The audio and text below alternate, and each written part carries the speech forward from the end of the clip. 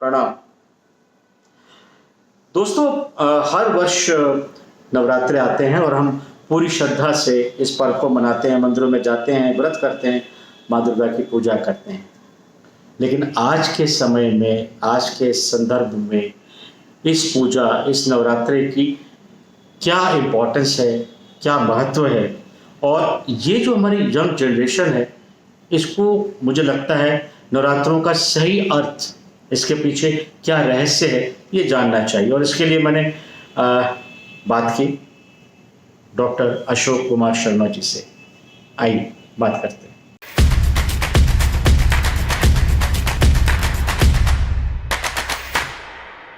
Doctor Ashok, नमस्कार। नवरात्रि की बहुत बहुत शुभकामनाएं।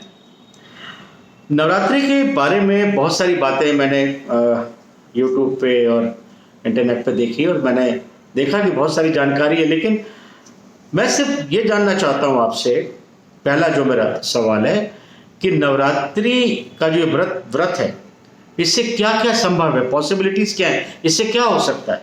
अगर हम व्रत करते हैं तो इससे क्या फ़ायदा क्या है, क्यों करें व्रत? बहुत अच्छा सवाल है काव्य जी। आज के युग में देवी पूजन की क्या आवश्यकता है, यह सवाल तो नई जनरेशन के दिमाग में आना स्वाभाविक ही है, क्योंकि नव देवियों का युद्ध तो महिषासुर से बहुत पहले हुआ, सृष्टि निर्माण के बाद में सतयुग के दौर में कभी हुआ है। सबसे पहली बात तो यह है कि इस सवाल को खोजने की कोशिश आज ही नहीं की गई है। आज ये सवाल नहीं उठ रहा है, ये पहले भी सवाल उठे हैं। ऋषियों के दिमाग में आया कि क्या कोई ऐसी शक्ति भी है जो इस सृष्टि का संतुलन करती है? अगर है तो उसके कितने रूप हो सकते हैं, और वो हमारे मानव जीवन पर कैसे प्रभाव डालती है? ये एक मुख्य सवाल लोगों के दिमाग में आया। सृष्टि के आरंभ में, जिसका उल्लेख ऋग्वेद में मिलता है, शुरू में कुछ भी नहीं था, अंधकार था। फिर एक अंडा उत्पन्न हुआ जिसे ब्रह्मांड कहते हैं। उस ब्रह्मांड में से बहुत सारे यूनिवर्सेस निकले, फट गया वो। और आपको एक मैंने चित्र भी दिया प्रतीकात्मक, उससे पता चलेगा कि एकदम से उससे खूब बहुत सारी रचनाएं, मल्टीवर्सेस निकले। सबसे पहले अंतरिक्ष का जन्म हो गया, आकाश का जन्म हो गया, वायु का जन्म हो गया, और वायु के साथ में अग्नि का जन्म हुआ, और पृथ्वी और जल का जन्म हुआ इसके बाद में। तो पांचों तत्व आपके उत्पन्न हो गए। लेकिन इन पांचों तत्व में जीवन तो है ही नहीं। तो जीवन की शक्ति एक अपने आप में एक स्त्री लिंग स्वरूप है, यानी नारी स्वरूप कहते हैं शक्ति को। अस्तित्व तो पुरुष स्वरूप है, इसीलिए पुरुष सूक्त में कहा गया है पुरुष अधूरा है बिना नारी की, नारी शक्ति के। और जब वो अस्तित्व बन गया, उस अस्तित्व ने तमाम स्वरूपों को जन्म दे दिया। पंच महाभूत, जो कि आकाश, वायु, अग्नि, पृथ्वी और जल, इन पांच महाभूतों को अस्तित्व यानी भगवान ने बना तो दिया, लेकिन इनके अंदर एनर्जी यानी शक्ति कहाँ से लाएंगे? तो शक्ति के बहुत सारे स्वरूप हैं, उसके बगैर जीवन काम नहीं कर सकता। चाहे वो पौधों का हो, चाहे वो नक्षत्रों का हो, जो भी चीज़ है। अगर हम इसको पार्टिकल फिजिक्स के तौर पर देखें, या हम इसको भौतिकी के नए सिद्धांतों के अनुसार देखें, जहाँ पे अणु और कणों की बात होती है, तो ये पाते हैं कि कुछ भी है, चाहे वो जीवित है चाहे वो निर्जीव है, जब उसको हम सब एटॉमिक लेवल पर तोड़ते हैं तो उसके अंदर कुछ निकलता नहीं है। यानी आप मुझे तोड़ें, परमाणु लेवल पे चला जाएंगे तो कार्बन का परमाणु से अंत में आप जो इलेक्ट्रॉन, प्रोटॉन, न्यूट्रॉन में चले जाएंगे, तो आप पाएंगे कि इलेक्ट्रॉन को तोड़ने पर भी कुछ नहीं निकलेगा, न्यूट्रॉन को तोड़ेंगे कुछ नहीं निकलेगा, प्रोटॉन को तोड़ेंगे कुछ नहीं निकलेगा। केवल एनर्जी निकलती है, एनर्जी, शक्ति। ये शक्ति रिफ्लेक्ट करती है, मैनिफेस्ट करती है अलग अलग स्वरूपों में, और वो हमको जीवन के अलग अलग लक्ष्यों को पाने का उद्देश्य देती है। यही बात विभिन्न ग्रंथों में, ऋग्वेद से लेकर गरुड़ पुराण तक, ऋग्वेद से लेकर मनुस्मृति तक, और ऋग्वेद से लेकर शिव पुराण तक, मार्कंडेय पुराण तक यही बात कही गई। मनुस्मृति भी यही कहती है। तो कुल मिलाकर तो ये कि जो हमारी शक्ति है, जब हम मर जाते हैं तो क्या रह जाता है? ये शरीर तो व्यर्थ हो जाता है ना, तुरंत जला दिया जाता है। तो क्या चीज़ थी जो निकल गई और इसके बाद में शरीर नष्ट हो गया? और क्या चीज़ थी कि एक व्यक्ति जीवन में कामयाब रहता है और एक व्यक्ति जीवन में कुछ ना कोशिश कर ले, कितनी प्रयास कर ले, कामयाब नहीं हो पाता?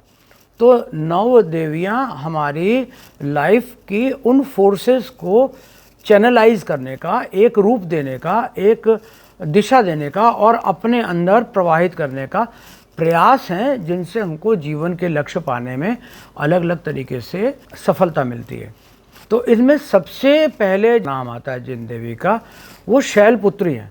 अगर आप ध्यान करें तो पाएंगे शैलपुत्री क्या है? स्थिरता है, शैल है, पत्थर है, पहाड़ की बेटी है, एक शिला है, ऐसे लगता है। जबकि वो शैलपुत्री एक प्रतीकात्मक है। पुराने ऋषियों ने जो सारे प्रतीक बनाए थे उसके पीछे उद्देश्य था समझाने के लिए। शैलपुत्री गुरुत्व का प्रतीक है, हमारी स्टेबिलिटी का प्रतीक है। तो शैलपुत्री की आराधना से गुरुत्व यानी गंभीरता और हमारे जीवन में स्थायित्व की प्राप्ति होती है। ये शैलपुत्री की आराधना हुई। इसके बाद में आती है ब्रह्मचारिणी देवी। ब्रह्मचारी क्या होता है? ब्रह्मचारी देखिए, जैसे कि मैंने बताया कि सारे पार्टिकल्स को तोड़ने पर अल्टीमेटली एनर्जी निकलती है। ब्रह्मचारी को क्या कहा जाता है कि अनुशासित रहो, अपने ऊपर लग्जरी पे कुछ ना खर्च करो और पढ़ाई करो, फोकस रखो, ध्येय अपना देखो और सब एनर्जीज़ को चैनलाइज कर लो स्टडी की ओर कुछ पाने के लिए। तो ब्रह्मचारिणी जो देवी जिनकी आराधना की जाती है, उस नाते हम अपनी सारी एनर्जीज़ को एक फोकल पॉइंट पर अपने जीवन के लक्ष्य पर केंद्रित करने की सफलता पाते हैं। क्योंकि ये नई शिक्षा ये आई है, इसमें हर चीज़ को तो इलॉजिकल बता दिया गया है। हमारे यहाँ यह कि हमारे बच्चों को, हमारी नई पीढ़ी को हर बात का सबूत चाहिए। हम धर्म ग्रंथों से और पुराणों से इसीलिए प्रमाण देते हैं कि वो इतने समय से चला आ रहा है, इतने समय से लोगों ने खोज की है। आप सोचिए कि जो सितारों की और जो पंचांग की गणना है, सूर्य ग्रहण, चंद्र ग्रहण, सारी चीज़ों की गणनाएं हैं, ये आज तक गलत क्यों नहीं निकलती हैं? क्योंकि पहले की गणनाएं अगर गलत होती तो नए सिद्धांत आते ना। जो सप्ताह है उसमें 7 दिन होते हैं, ये तो वैदिक संस्कृति का देन है। और ये बाद में इसको जूलियस कैलेंडर में ले लिया, वो राजाओं ने अपने नाम से बना दिया। हम कुछ भी बात करेंगे वो अल्टीमेटली एक कंट्रोवर्सी में चली जाएगी। इसलिए मैं अपने आप को सीमित रखते हुए यही कहूँगा कि जो परंपराएं हैं उनके पीछे आधार है। तो मैंने अभी बात की शैलपुत्री और ब्रह्मचारिणी की।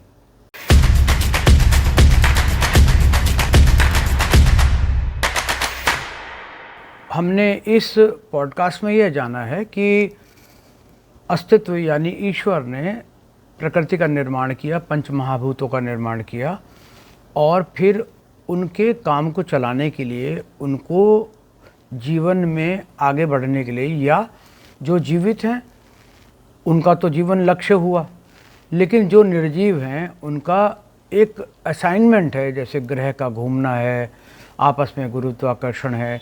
इन सब चीज़ों के लिए प्रभु ने एनर्जी फील्ड्स डेवलप किए।